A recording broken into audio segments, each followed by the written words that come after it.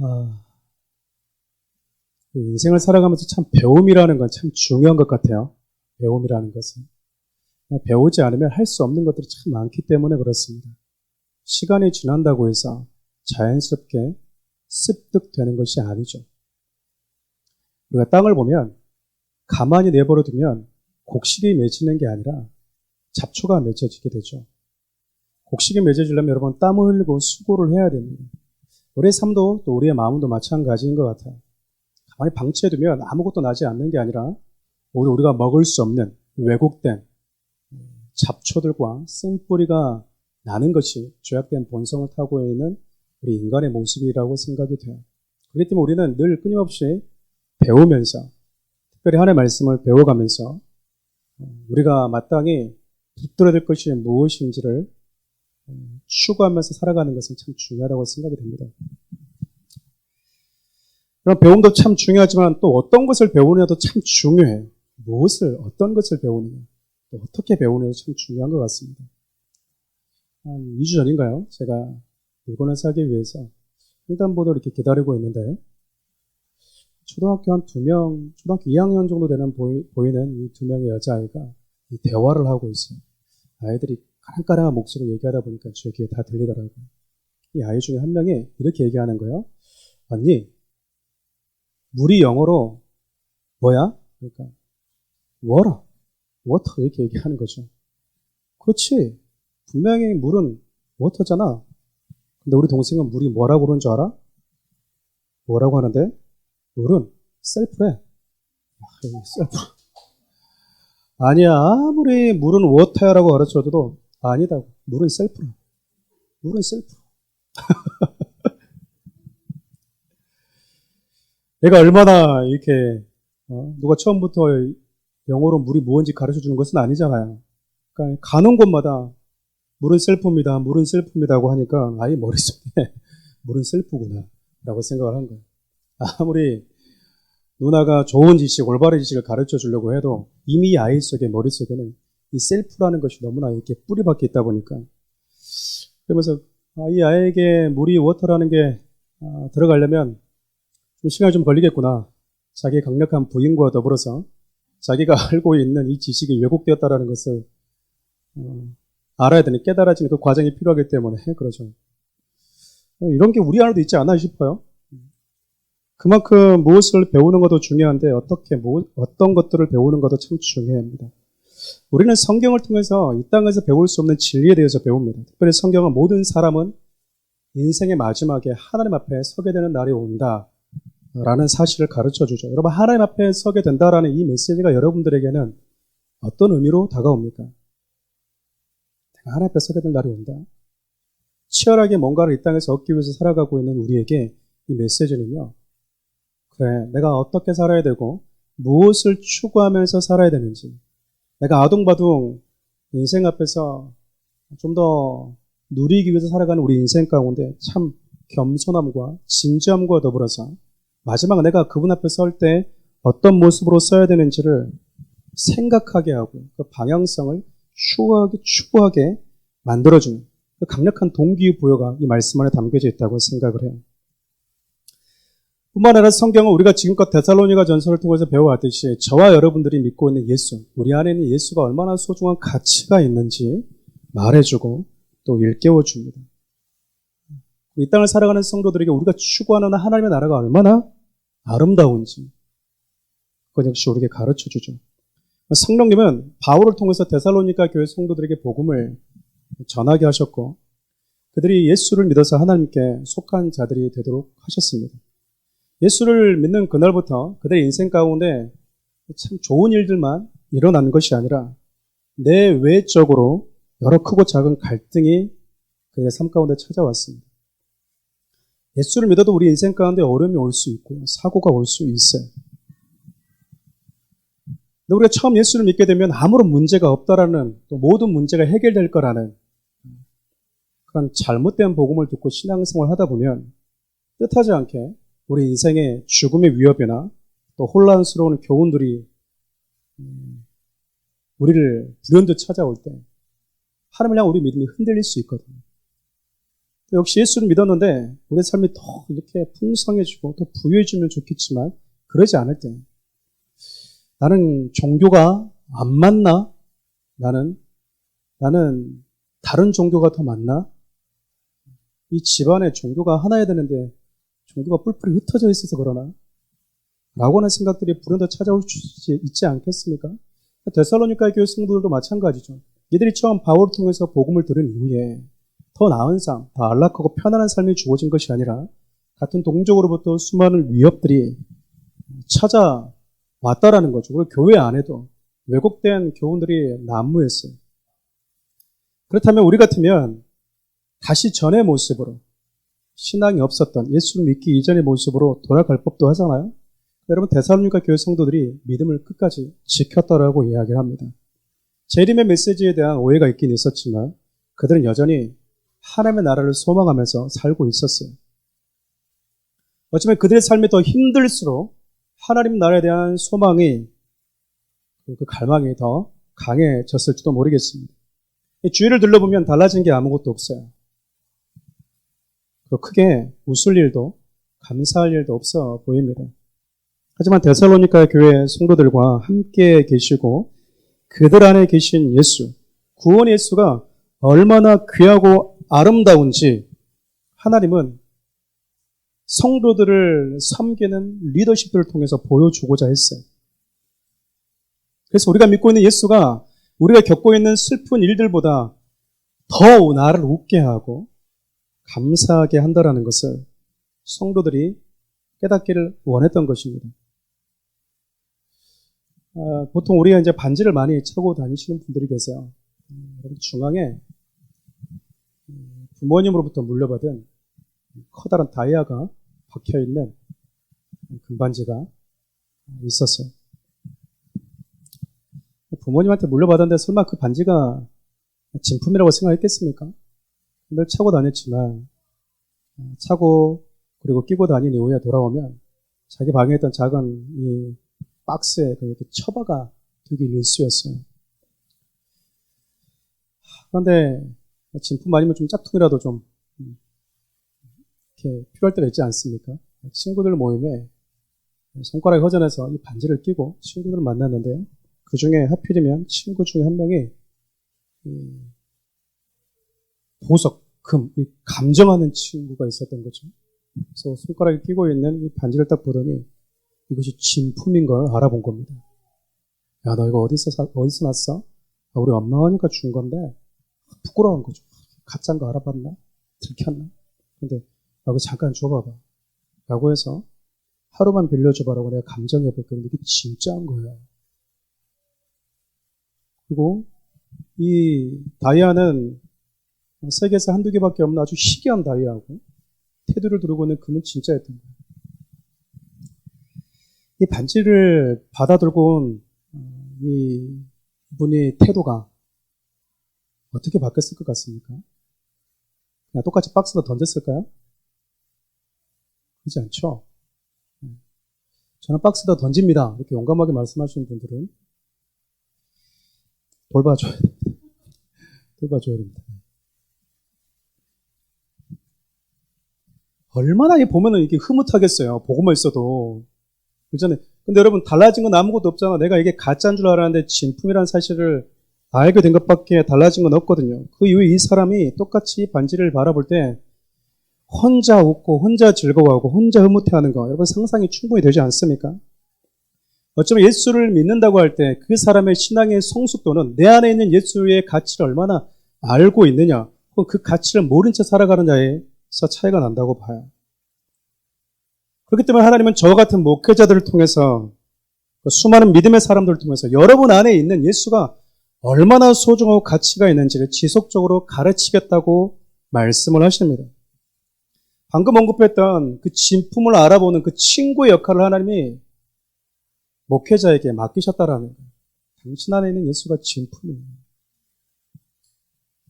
하나님이 이것에 대한 뜻과 의지를 멈추지 않겠다라는 겁니다. 네가 이 가치를 모르면 내가 내 인생을 통틀어서 네 안에 있는 예수가 얼마나 가치 있는지 소중한지 내가 모든 환경과 또 주의 종들을 통해서 가르치고야 말겠다. 이것이 하나님의 뜻이라는 거예요. 그래서 예수의 가치를 알고 기쁨과 감사함으로 늘 기도에 깨어 있을 수밖에 없는 주의 날을 기다리는 성도로 하나님이 만들어 가시겠다라는 겁니다. 오늘 여러분 데살로니가전서 마지막 날이에요. 바울은 계속해서 주의 재림을 기다리는 성도들이 무엇을 붙들어야 하면서 붙들고 살아야 되는지에 대해서 이야기를 하고 있습니다. 그리고 서신서를 마무리해요. 데살로니가전서에서 마지막으로 언급하고 있는 메시지는 크게 두 가지인데 성령님에 대한 메시지와 그리고 동역자들에 대한 중보 요청이었습니다. 먼저 성령의 역사에 대해서 좀 살펴보고자 합니다. 바울은 데살로니가 교회 성도들 향한 하나님의 멈출 수 없는 그 의지에 대해 이야기하면서 가장 먼저 성령을 소멸치 말아라라고 당부를 합니다. 그러면 성령이 우리가 소멸한다고 해서 사라지고 우리가 원한다고 해서 다시 재생산되는 게 아니잖아요. 성령을 소멸치 말아라 이 말은 우리 안에는 육신의 욕심과 또 육신의 기질, 죄악된 습성으로 인해서 하나님이 우리 안에서 정말 봐야 될 것, 소망하게 할 것, 우리가 갈망하면서 살아야 될 것이 무엇인지를 알게 해주시는 그 성령의 역사를 억누르지 말라는 거예요. 이 소멸이란 말이 불을 끈다라는 의미거든요.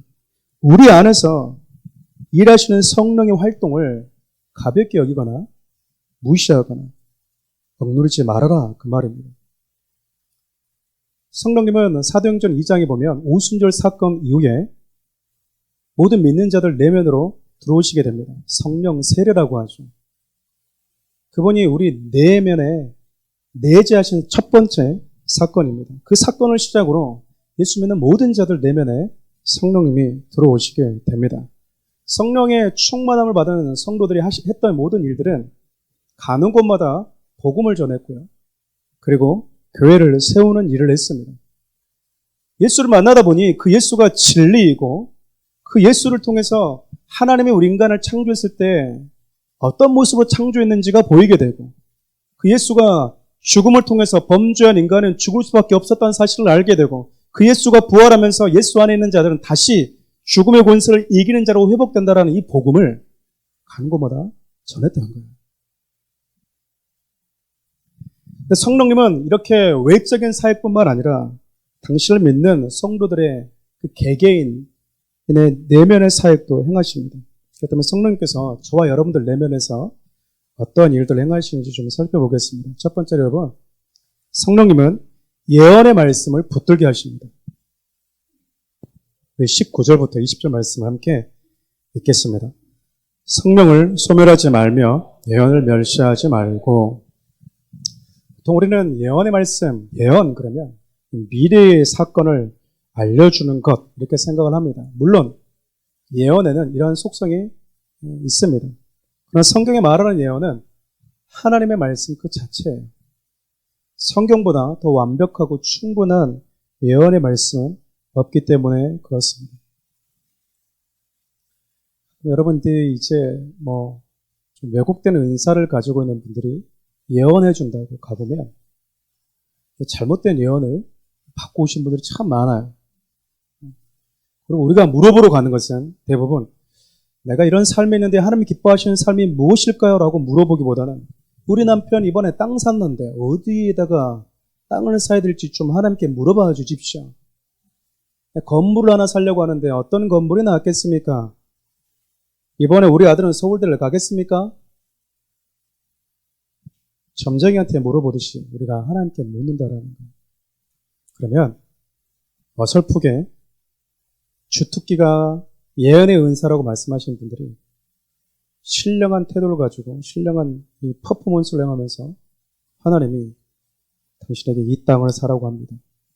당신에게 주겠다라고 하십니다라고 하면서 거기다가 살짝 성경 구절을 덧입어요. 성도들이 깜빡 죽습니다.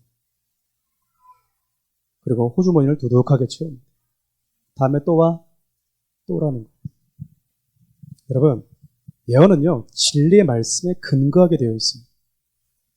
예언은요, 진리의 말씀, 성경 말씀의 그 원리에 따라서 선포되어지는 겁니다. 그러니까 여러분, 성경에 근거하지 않는 예언은요, 그래서 자기 유익을 위한 수단으로 삼는 자들은 다 거짓 예언을 하는 사람이에요. 그럼 앞날을 말해주는 게 예언이라고 하면 점쟁이들 다 예언자이겠네요. 제가 수요 양육 예배 때 예언에 대해서 한번 제가 설명했기 때문에 이 부분은 이쯤에서 가늠하겠습니다. 중요한 건 여러분, 올바른 예언은 모두가 성경의 원리와 진리의 말씀에 기초하고 있다는 거예요. 그래서 여러분, 이 말씀을 들으면 저기다 땅을 사야 되겠구나가 떠오르는 게 아니라 하나님 앞에 내가 어떻게 살아야 될지에 대한 이 참여하는 마음이 들어요. 회개하는 마음. 내가 이렇게 살아서는 안 되겠구나, 정신 차려야 되겠구나라고 하는 이 근신의 마음이 내 안에 생긴다고요. 때로는 무너져 있던 내 마음을 우리 주님이 위로하시고 권면해 준다고요. 왜냐하면 성경 말씀이 그렇기 때문에 그래요. 성경 말씀은 하나님의 감동으로 되어서 우리를 말하면 바르게 하고 의로 교육하고, 그게 하나님의 말씀이거든요. 우리를 권면하고 우리를 위로하고 우리를 회개케 하는 말씀이 바로 예언의 말씀이라는 거죠. 그럼 이 예언의 은사는 지금 다 사라졌느냐? 그렇지 않습니다. 순수하게 하나님의 말씀 앞에 사로잡혀 있는 자들 통해서 여전히 진행 중인데, 그러나 분명한 건 항상 말씀에 기초할 수밖에 없다라는 거예요.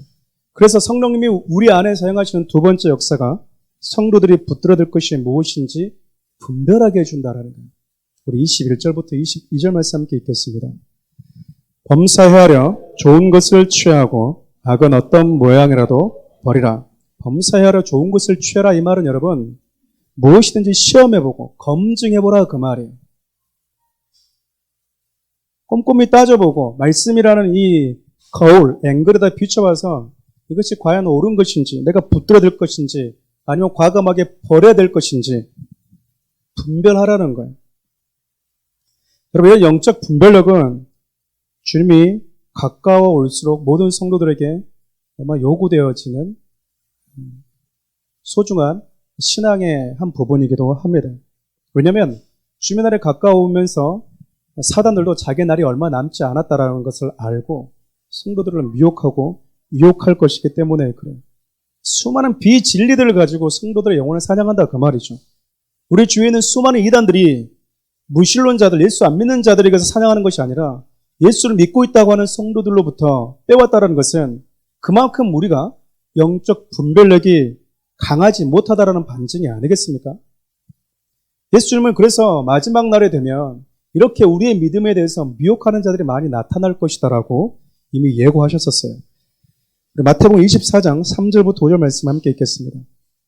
예수께서 감람산 위에 앉으셨을 때 제자들이 조용히 와서 이르되 우리에게 이르소서 어느 때 이런 일이 있겠사오며 또 주 임하심과 세상 끝에는 무슨 징조가 있사오리이까? 예수께서 대답하여 이르시되 너희가 사람의 미혹을 받지 않도록 주의하라. 많은 사람이 내 이름으로 와서 나는 그리스도라 하여 많은 사람을 미혹하리라. 여러분, 사단은요, 이 복음을 듣고 하나님의 나라를 소망하면서 살아가는 자들을 어떻게 해서든지 그 믿음에서 떼어내려고 유혹하고 미혹하는 존재라고 이야기를 합니다. 믿음 안에 들어가지 못하도록 방해한다는 거죠. 그래서 믿음 안에 들어가게 되면 그 믿음에서 끊어내기 위해서 발버둥을 칩니다. 끊어지지 않으면 어떻게 할까요, 여러분? 변질시켜요. 왜곡된 교훈, 말씀, 비진리를 가지고 우리 신앙을 완전히, 열심은 있는데 분명한 가치와 기준이 없는, 열정은 있는데 방향성을 알지 못한 채 좌충우돌하면서 우리 시간을 허비하게 만든다, 그 말이에요. 그래서 성령님은 당신을 믿는 모든 자들의 그 내면에서 마땅히 우리가 분별해야 될 것이 무엇인지, 성도들이 집중하고 놓치지 말아야 될 진리의 말씀이 어떤 것인지를 가르치고 말씀해 준다. 사단의 관계를 분명하게 직시할 수 있는 눈을 열어주신다라고 이야기를 합니다. 마지막 시대가 가까울수록 성령님이 그 일을 당신의 백성들에게, 자녀들에게 하신다, 그 말이죠. 마지막으로 여러분, 성령님은요, 주의 날까지 당신의 자녀들을 지키고 보호하시는 분이다라고 소개를 합니다. 우리 23절부터 24절 말씀도 함께 읽어볼까요? 평강의 하나님이 친히 너희를 온전히 거룩하게 하시고 또 너희의 온 영과 혼과 몸이 우리 주 예수 그리스도께서 강림하실 때 흠없게 보존되기를 원하노라. 너희를 부르시는 이는 미쁘시니 그가 또한 이루시리라. 성령님이 하시는 일이 구원받은 모든 자들에게 주님을 만날 때까지 흠없고 순결한 삶을 살아갈 수 있도록 동기부여하시고 힘을 주신다는 거예요. 때로는 넘어지고 실수해도 다시 우리가 바라봐야 될 그 표대를 놓치지 않게 해주신다 그 말입니다. 주의 강림하실 때까지 순수하고 거룩하게 살아갈 수 있도록 우리 성도들에게 동기부여하시는 분, 내가 넘어졌지만 다시 십자가 앞으로 나아가도록 하시는 분, 그분이 여러분 안에 있는 성령님이시다라고 이야기하고 있는 거예요. 그래서 바울이 에베소서에는 그 성령님을 근심케 하지 말아라라고 이야기했던 겁니다. 에베소서 4장 30절 말씀 함께 읽겠습니다. 하나님의 성령을 근심하게 하지 말라.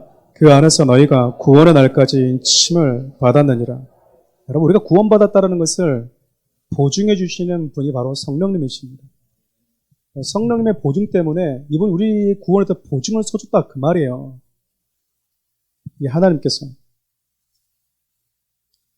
때문에 성령님은 구원받은 자들이 이 땅을 살아갈 때 우리의 생각은 물론이거니와 우리의 삶 하나하나를 터치하셔서 구원받은 백성답게 살아갈 수 있도록 격려하게 하고 때로는 몸부림치게 하십니다. 사랑하는 우리 성도 여러분, 우리는 예언의 말씀을 기준으로 삼고 살아야 돼요. 그 말씀이 내 삶의 기준이라고. 예수를 믿으면서 여전히 목사님 제 스타일은요 라고 주장하는 분들이 있어요. 예수를 믿으면서 여러분 스타일이 아직까지 존재한다는 것은 아직까지 내가 십자가에서 옛사람의 자아가 죽어지지 않았다라고 내가 얘기하고 있는 것과 별 다를 바가 없잖아요.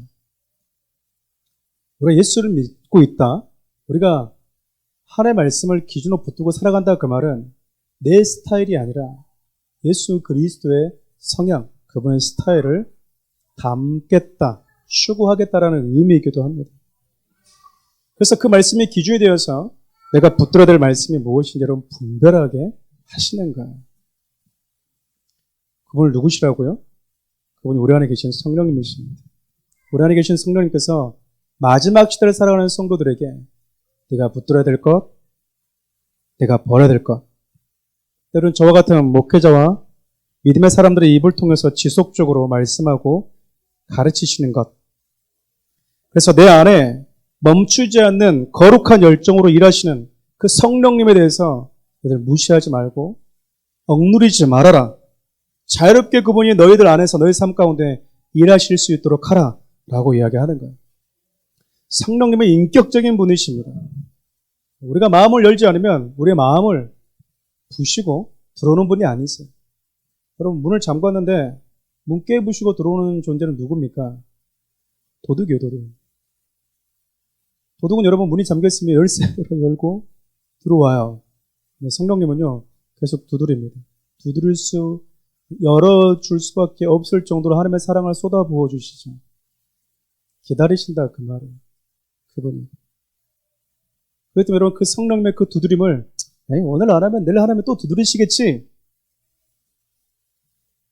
오늘 불순종하면 뭐 또 내일 순종할 수 있는 기회가 또 오겠지. 그 성령님의 일하심을 우리가 가볍게 여기지 말라 그 말입니다.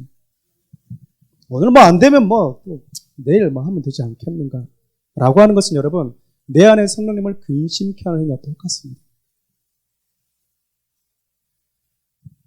끝으로 바울이 말씀을 마치면서 성도들에게 몇 가지 당부를 합니다. 첫 번째 당부가요, 자신을 위한 중보였습니다. 우리 25절 말씀을 함께 읽겠습니다. 형제들아, 우리를 위하여 기도하라. 사역은 혼자 하는 게 아니죠.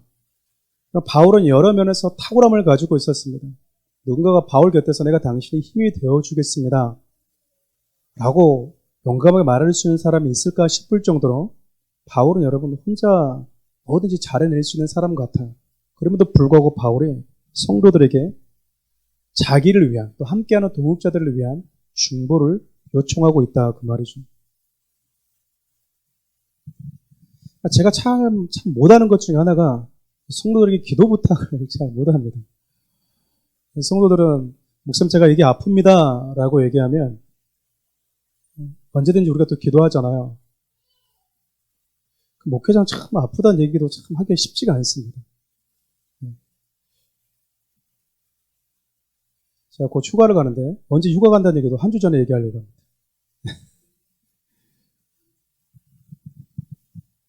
그래서 아프다. 만약에 제가 간이 안 좋습니다. 그러면 저를 사랑하는 성도님들이 어떻게 할까요? 기도만 할까요? 너무 행복하죠.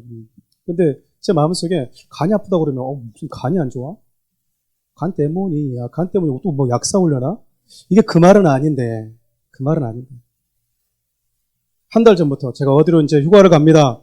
라고 말하면 그냥 기도해달라는 건데, 어디 좀 알아봐 달라고 또 얘기하는 것 좀 들리지 않을까? 이런 여러 가지 고민들 때문에 항상 저는 여러분들에게 뭔가 기도 제목을 부탁할 때 소위 영적인 거라고 하는 기도 제목밖에 참 이렇게 나눌 수밖에 없는 것 같아요.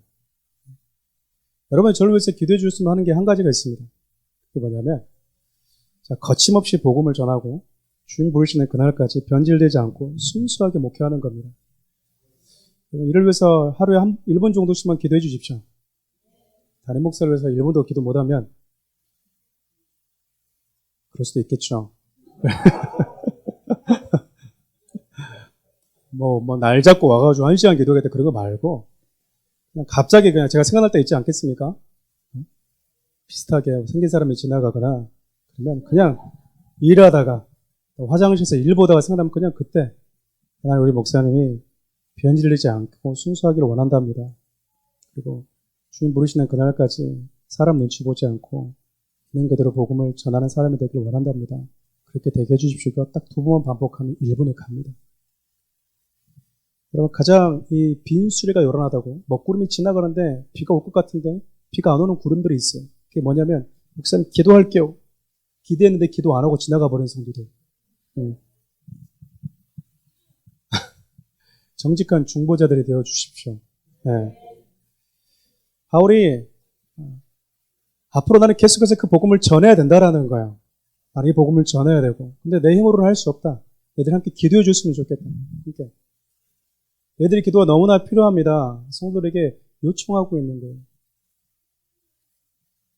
많은 믿음의 사람들이 사역할 때 보면 함께 곁에서 진짜 자기 일처럼 중보했던 많은 기도팀들이 있었습니다. 사랑하는 우리 성도님들이 그렇게 되어줬으면 참 좋겠습니다.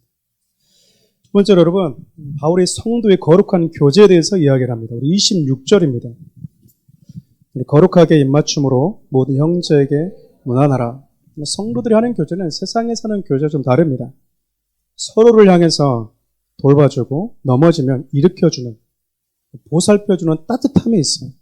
여러분 이것은 예수님께서 저와 여러분들에게 앞서 보여주셨던 그리고 그분이 저와 여러분을 향해서 품고 있는 마음이기도 합니다. 우리 빌립보서 2장 말씀 함께 볼까요? 아무 일에든지 다툼이나 허용을 하지 말고 오직 겸손한 마음으로 각각 자기보다 남을 낮게 여기고 각각 자기를 돌볼 뿐더러 또한 각각 다른 사람의 일을 돌보아 나의 기쁨을 충만하게 하라. 너희 안에 이 마음을 품으라. 곧 그리스도 예수의 마음이니. 하나님은 당신의 자녀들이 서로 주님이 우리에게 보여주셨던 그 마음을 가지고 서로를 대하기를 원하시는 거죠. 자기 유익에 빠지고 서로를 경쟁 상대로 본다든지 자만에 빠져 서로 다투게 하는 것. 그런 관계가 아니라 상대를 존중해주고 나보다 더 낫게 여기고 사랑으로 돌봐주는 그런 관계가 교회 공동체 안에 하나님의 자녀된 성도들 안에 하나님 있기를 원하신다.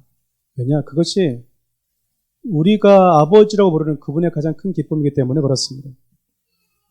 가끔 교회에서 하나님의 일을 하겠다라고 그 명분을 가지고 모여서 우리 국내 미션 트립 갑시다. 해외 미션 트립 갑시다.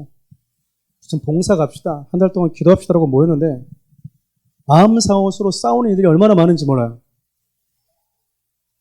하나님의 일을 하겠다라고 모였는데 우리 안에 불편함만 있는 거죠. 저분은 안 갔으면 좋겠는데 저분 가면 난 안 갈 건데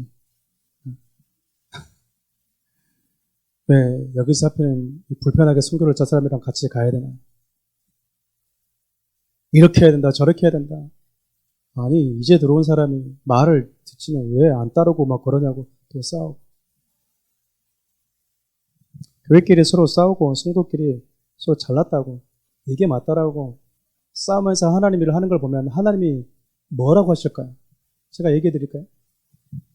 얘들아, 내 일 안 해도 된다. 싸우지 좀 마라. 100% 하나님 그렇게 말씀하신다. 우리는 하나님의 일을 하는 걸 되게 좋아해요. 근데 하나님은 화목하는 걸 우선으로 여긴다니까요. 너희 안에 서로 거룩한 교제가 있기를 원한다는 것 아니겠습니까? 서로 나보다 남을 낮게 여기는 누가 목사님과 가까우냐, 누가 더 이 교회에서 소위 좀 왕이냐,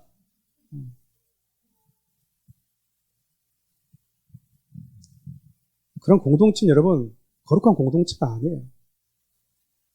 앞으로 사랑하는 우리 교회 권사님들로 세워질 것이고 장로님들로 세워지겠죠. 그럼 여러분들이 저 다음으로 낮은 사람이라고 생각하면 됩니다. 아멘하는 분들이 없는 걸 보니까 권사가 되고 싶은 분들이 없는 걸로 알겠습니다. 모든 다툼은 내가 잘났다고 생각하는 데서 시작하는 것 같아요. 내가 잘 알고 있고 내가 맞고 내가 너보다 탁월하다라고 하는 그 교만에서 시작되기 때문에. 근데 여러분, 우리는 예수 안에 있는 저와 여러분들 모두는요, 주님 오실 때까지 서로가 충성된 삶, 흠없는 삶, 거룩한 삶을 살 수 있도록 서로가 지켜주고 보듬어주는 가족 공동체예요. 가족끼리, 형제들끼리 싸우는 모습은 하나님 마음을 아프게 한다 그 말이죠. 바울은 마지막에 가까울수록 교회에 사탄의 방해가 잦을 수밖에 없다는 것을 너무나 잘 알고 있었어요. 그러다 보면 상대적으로 나보다 믿음이 연약하고 분별력이 없는 그런 사람들은 쉽게 넘어지기도 하고 사단의 그 유혹에, 미혹에 걸려 넘어질 때가 많지 않겠습니까? 그러면 우리는 뭐 해야 됩니까? 또 넘어졌어? 또 넘어졌어?가 아니라 일으켜주고 그 다시 같은 하나님의 나라를 바라볼 수 있도록 관심을 가져주는 것이 교회 공동체다 그 말입니다. 그래서 교회 공동체 안에 모임과 교제가 너무나 중요하죠. 우리 히브리서 10장 24절에서 25절 말씀 함께 볼까요?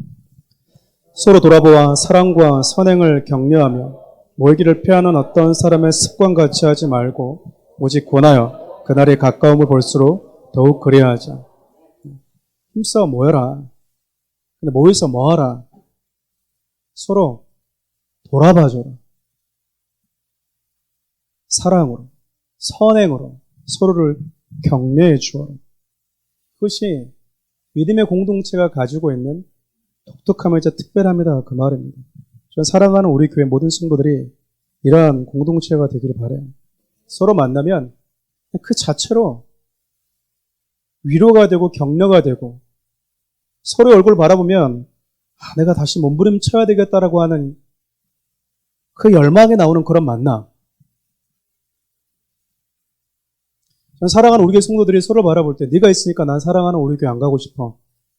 이런 분들이 많이 나타난다. 두 분 다 우리 교회 나가시면 됩니다. 무슨 말인지 이해되시겠습니까? 목사님, 저 성도가 너무 싫어요. 불편해요. 그럼 둘 다 나가시면 돼요. 둘 다 편한 교회로 나가시면 됩니다. 제가 잡을 것 같죠? 저를 아시는 분들은 절대 안 잡는다는 것을 너무나 잘 알고 있을 거예요. 그래서 여러분, 우리 교회 안에 서로 그런 불편함이 없도록 해야 된다는 거예요. 먼저 다가가서 손을 내밀고 안아주고 용서를 구하고 용서해주고. 여러분, 예수 믿는 그리스도 안에서부터 이런 공동체, 다시 말하면 하나님을 동일하게 아버지로 부르는 자들 안에서 이런 사랑이 이루어지지 않는다면 세상 가서 어떻게 우리가 성숙한 공동체를 만들어갈 수 있겠습니까? 말이 안 돼요, 여러분. 같은 곳을 추구하는 성도들끼리, 같은 믿음을 가지고 있는 성도들끼리 모여서도 사랑이 안 되는데 무슨 사랑을 하겠냐고요. 무슨 사랑. 그러면서 내가 또 신앙이 꽤 괜찮은 것처럼 또 착각은 또 잘해요, 우리가. 놀라운 상상력을 가지고 있습니다. 믿음이 상당히 탁월하다고 생각하는 거죠. 신앙의 점검 아주 간단해요. 1년 전에 품지 못했던 사람 지금도 못 품고 있다면 1년 동안 사랑의 영역에서 안 자란 거예요. 내가 1년 전에 품지 못했던, 즉 용서하지 못했던 사람을 지금도 용서하고 있지 못하다는 것은 용서의 영역에서 안 자란 거라고요. 근데 왜 나는 성숙했다고 생각하냐 그 말이에요. 서로 간의 얼굴을 바라볼 때 불편하지 않기를 바라요. 제가 여러분들 얼굴 볼 때 불편하지 않습니다. 여러분 혹시 제 얼굴이 불편하지 않았으면 좋겠습니다. 사단은 언제든지 이 관계에 있어서 여러 가지 어려움과 왜곡된 시선을 우리에게 줄 수 있어요. 그래서 제가 얘기하잖아요. 전 여러분께 사과할 의향이 있다. 잘못했으면 제가 미안하다고 얘기를 해야죠. 여러분들도 서로서로 그렇게 하면서 하나님의 원하시는 믿음의 공동체를 잘 이뤄갈 수 있길 바랍니다. 교회 안에서, 공동체 안에서 그 사랑을 배우는 것이 교회를 우리 가운데 허락하신 하나님의 의도라는 거예요. 이 목적이 사라지게 되면 교회는 여러분 본질적으로 존재 이유가 의미 없어지는 겁니다. 모여서 뭐 하는 거예요, 우리끼리. 그럼 바울이 데살로니가 교회 성도들에게 마지막으로 한 부탁이 있어요. 연관되어지는 부분인데 모든 형제들에게 이 편지를 꼭 읽어주어라라는 겁니다. 우리 27절 말씀 함께 읽어볼까요? 내가 주를 힘입어 너희를 명하노니 모든 형제에게 이 편지를 읽어주어라. 바울이 편지를 썼을 때 가장 먼저 이 편지를 받아보고 읽은 사람도 있었겠죠. 뒤에 이 편지의 소식을 알고 있는 사람도 있지 않았겠습니까? 요즘처럼 동시다발적으로 문자가 가는 게 아니잖아요. 이 읽어주어라 이 말은 큰 소리로 낭독해주어라 이 표현인데, 왜냐하면 당시에는 글을 모르는 분들이 정말 많았습니다. 우리나라에도 그러잖아요. 우리 어머님, 할머님 세대들은 글을 모르시는 분들이 있었다고요. 글을 모르면 이걸 어떻게 읽겠습니까? 누군가가 뭐 해줘야 되죠? 읽어줘야 됩니다. 그래서 들을 수 있도록. 성도님들이 우리 성경 일독을 하고 있는데 읽는 것이 힘들어하는 분들 때문에 드라마 바이블 성경을 앱으로 다 보내줬는데 읽고 계십니까? 듣고 계십니까? 네. 잘 들으시기 바랍니다. 이건 역시 서로를 향한 배려잖아요. 글을 모르는 사람은 저리 가.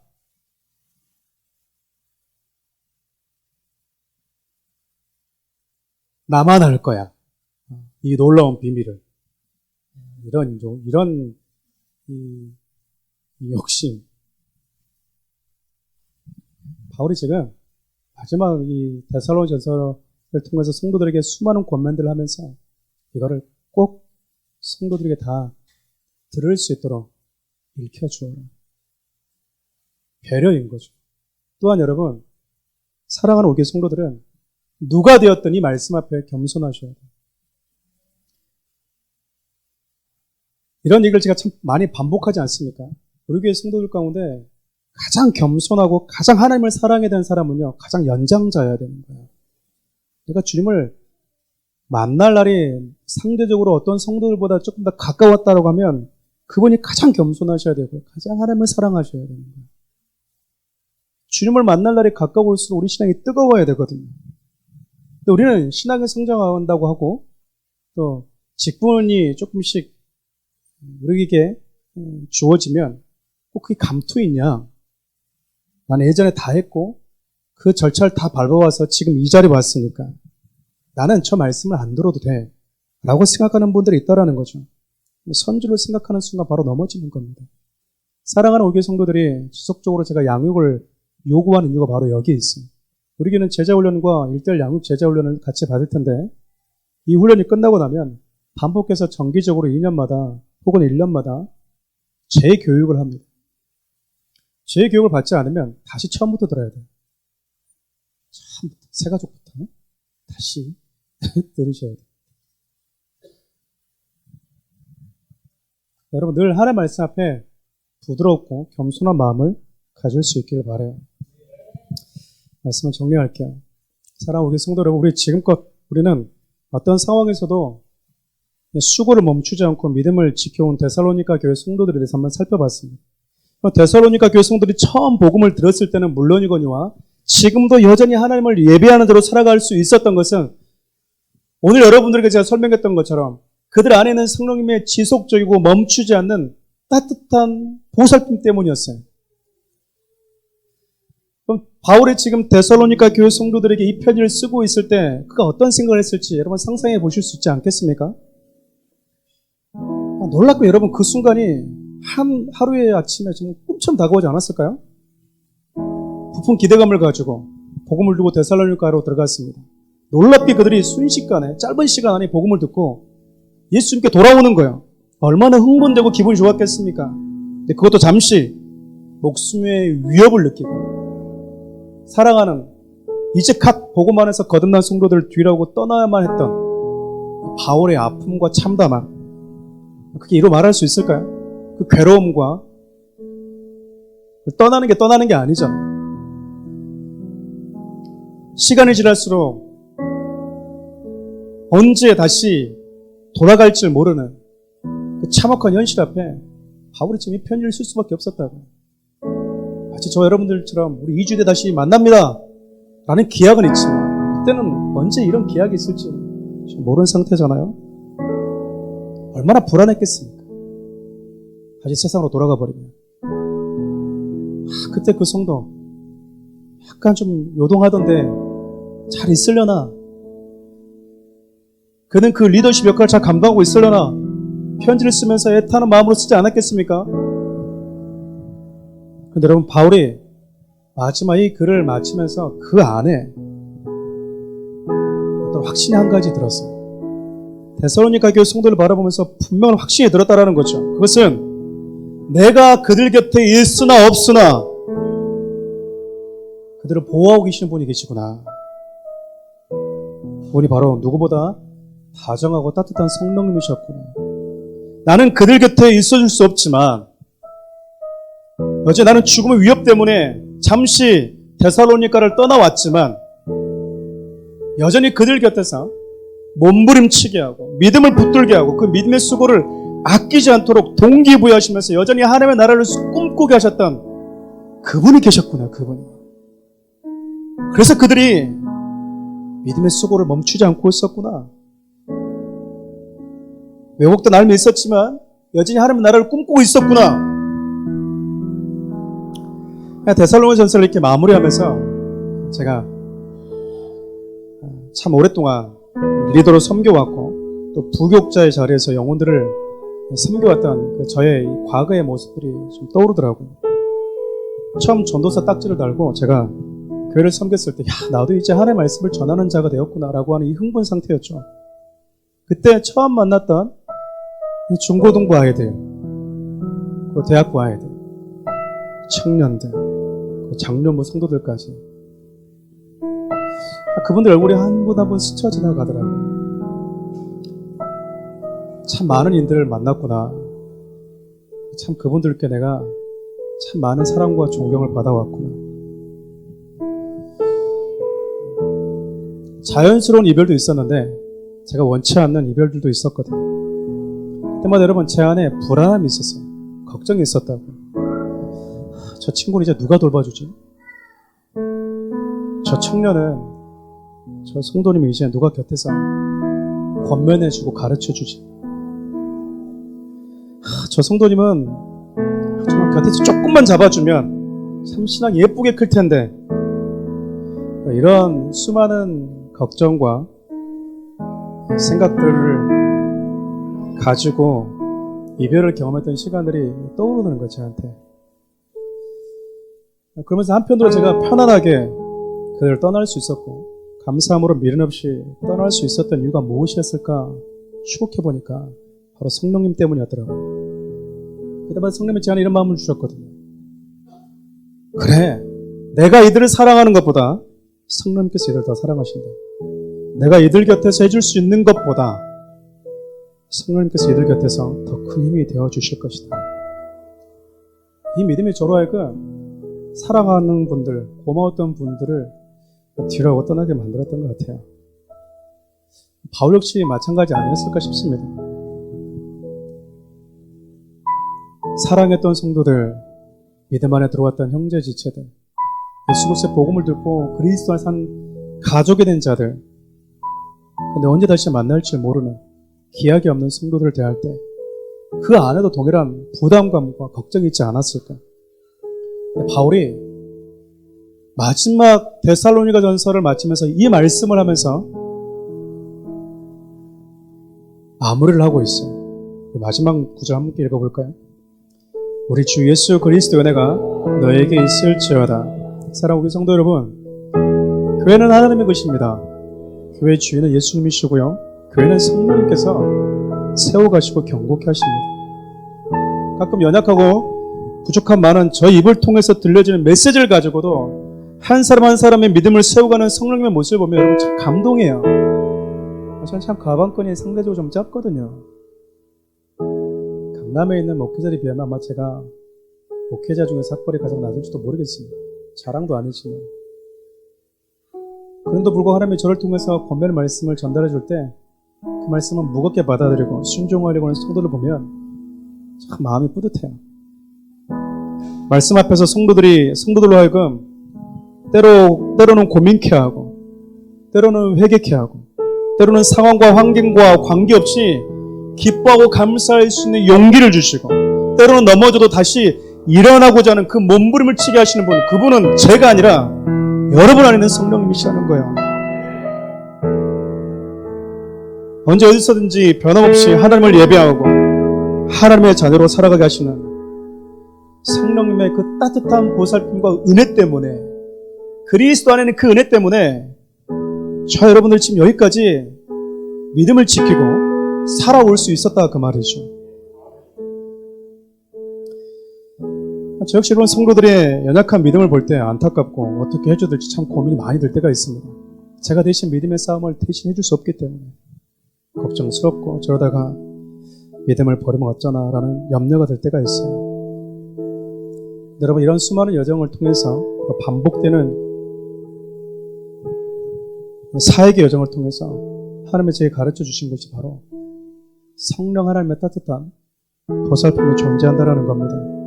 내 안에, 그리고 성도들 안에 계신 성령님께서 그리스도 날, 구원의 날까지 저뿐만 아니라 여러분들도 하나님이 지키실 거라는 그 믿음이 저로 하여금 사랑하는 우리 교회를 섬겨가지만 여러분들의 개개인에 집착하지 않게 되는 또 하나의 비결인 것 같아요.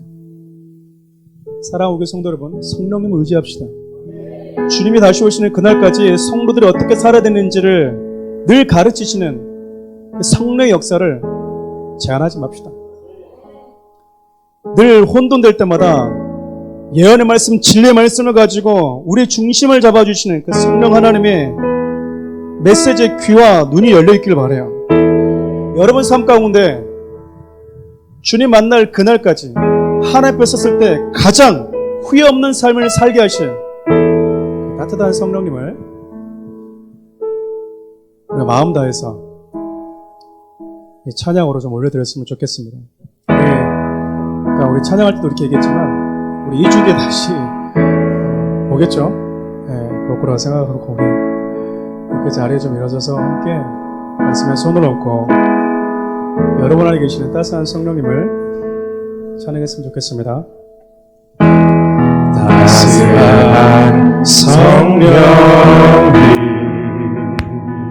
마음으로 보내 내 몸을 감싸며 주어지는 평안 만족함을 느끼네. 사랑과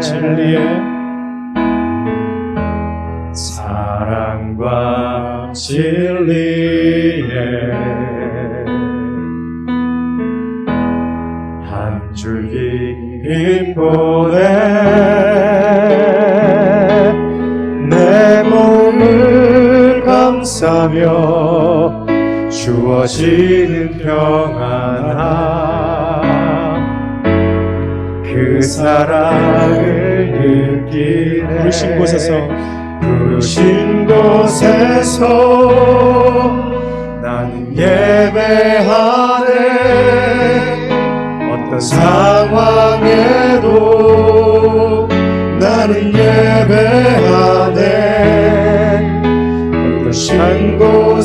그곳에서 나는 예배하네. 어떤 상황에도 나는 예배하네.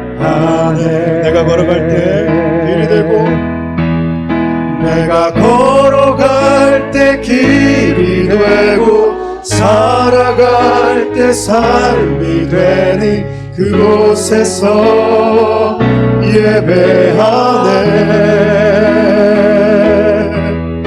내가 걸어갈 때 길이 되고 살아갈 때 삶이 되니 그곳에서 예배하네. 부르신 곳에서 나는 예배하네. 어떤 상황에도 나는 예배하네. 부르신 곳에서 나는 예배하네. 어떤 상황에도 나는 예배하네. 어떤 상황에도 나는 예배하네.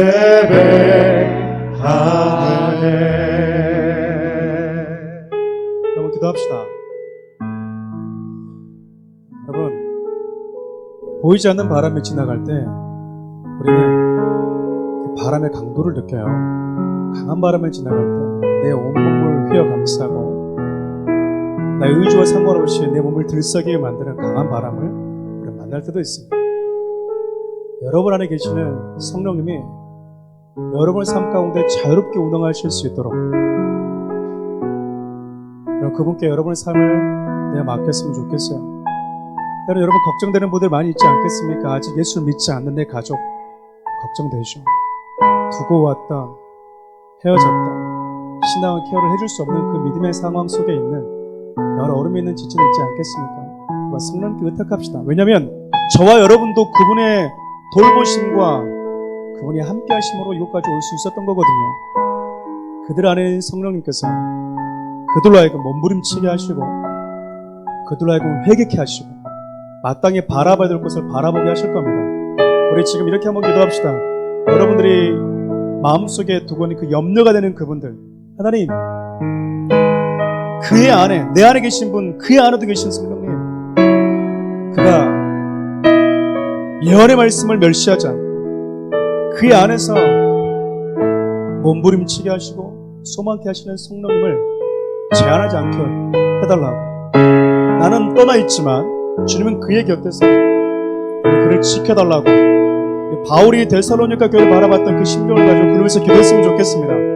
또한 여러분, 두 번째는 내 삶을 늘 매일같이 몸부림치게 하시는 그분의 음성에 우리가 귀를 막지 않은 내 자신 되게 해달라고 함께 기도합시다. 자유롭게 성령님, 내 의지를 쓰시고 내 감정을 써주십시오.